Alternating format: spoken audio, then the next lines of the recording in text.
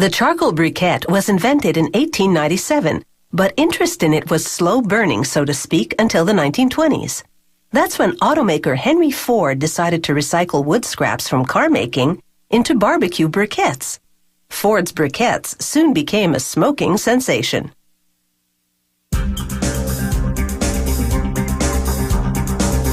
Barbecuing with charcoal has become immensely popular since Ford's time, and every year, several million tons of wood scraps are converted into high-quality charcoal briquettes. Today, charcoal briquette production starts with sawdust and wood chips from lumber mills. A truck unloads it all into a pit. Bulldozers blend the material, called fuel, to obtain a consistent and uniform end product.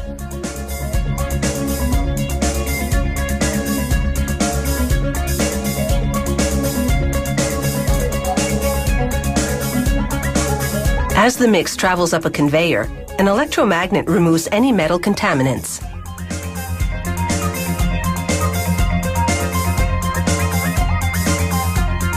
The mix falls onto a vibratory screener which sifts out the larger pieces of wood.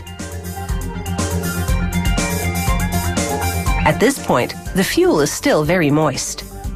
To dry it, a worm screw draws the mix up into a long rotating dryer. The dryer heats the wood mix to a searing 760 degrees Celsius. The dryer is sealed to prevent oxygen from leaking in. This allows the wood to dry without catching fire.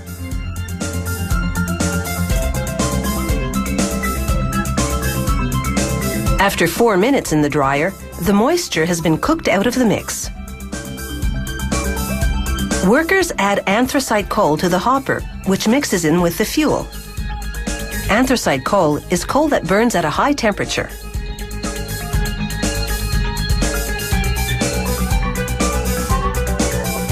Then they mix in lime. Lime makes the briquettes turn white after they're ignited, a visual indication that they're ready to cook on. The mix, now blackened, passes under a second electromagnet to remove any metal that could damage the downstream equipment. Finally, workers blend in cornstarch, which binds the ingredients together.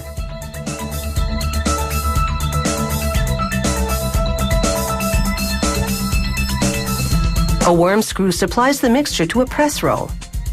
A constant spray of water keeps the mixture from sticking to it.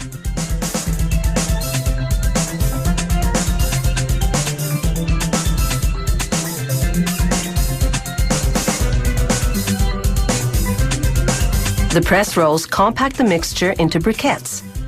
This happens in a fraction of a second.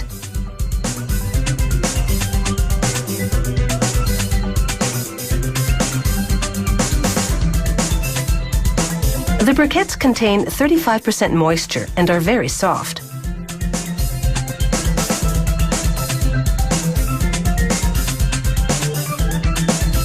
A screener shakes out fine material from the briquettes, which is recycled back into the process.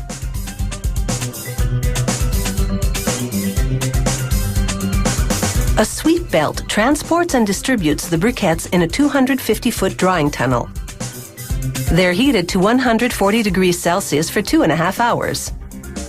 This will reduce their moisture level from 35% to just 5%. The lower the moisture level, the better it burns. A conveyor transports the briquettes to automated scales that weigh them for packaging.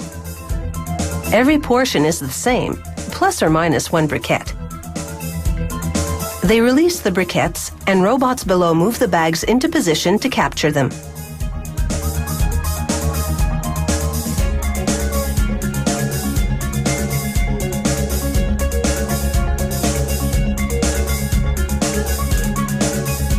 A sealing machine glue seals the bags, then prints a production date and shift code on each one.